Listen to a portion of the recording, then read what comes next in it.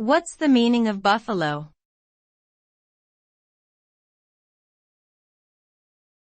Buffalo.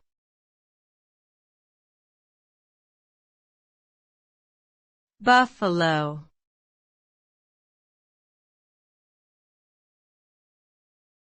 Buffalo.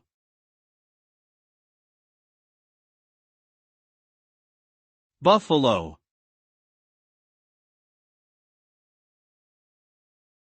The term buffalo can have different meanings depending on the context. When referring to a type of wild North American bovine, it generally means the American bison. However, it can also refer to the city in western New York State, USA, or to the verb meaning to intimidate or overwhelm someone. In popular culture, the term buffalo has also been used as a verb to describe a specific style of dancing associated with African American communities.